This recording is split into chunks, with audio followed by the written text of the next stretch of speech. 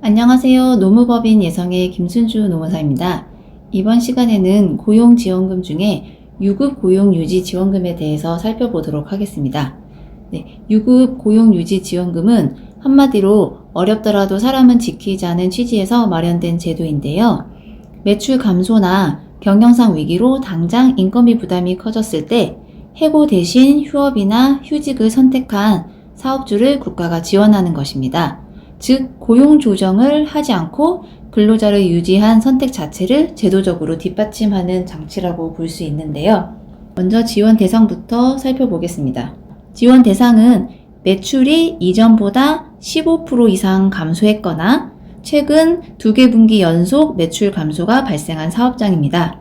이러한 사업장이라 하더라도 인원 감축이나 공고 사직 등 고용 조정이 이미 이루어진 경우에는 지원이 어렵습니다. 고용 조정을 하지 않는 사업장만 가능합니다. 제도를 활용하려면 먼저 고용유지 조치 계획을 세우는 것이 출발점인데요. 이 계획은 형식적인 게 아니라 실제로 휴업이나 휴직을 어떻게 운영할 것인지를 담아야 하는데요. 그리고 근로자 대표와의 협의 절차를 반드시 거쳐야 합니다. 이러한 협의 절차를 거쳐야 사후 분쟁도 예방할 수 있기 때문에 중요한 절차라고 할 수 있겠습니다. 휴업의 경우에는 근로시간이 한 달 기준으로 기존보다 20% 넘게 줄어들어야 합니다.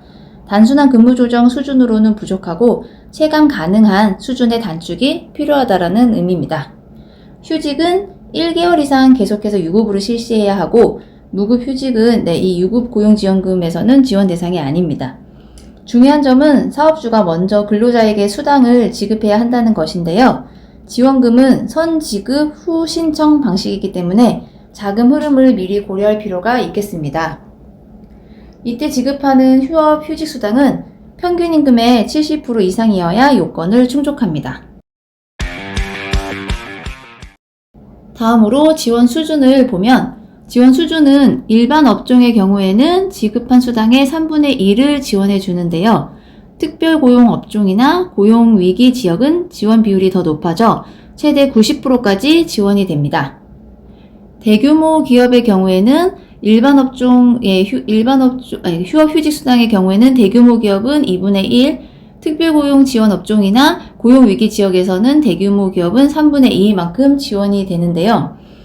대규모 기업이라도 근로시간 단축률이 50% 이상이면 예외적으로 높은 비율이 적용될 수 있습니다. 다만 지원 금액에는 한도가 있어서 하루 기준 일반 업종은 66,000원, 특별고용지원 업종은 70,000원까지입니다. 연간으로는 보험연도 기준 최대 180일까지 지원이 가능합니다. 고용유지 지원금은 단기적인 비용 절감 수단이 아니라 위기 국면에서 노사 신뢰를 지키는 제도라고 할 수 있겠는데요.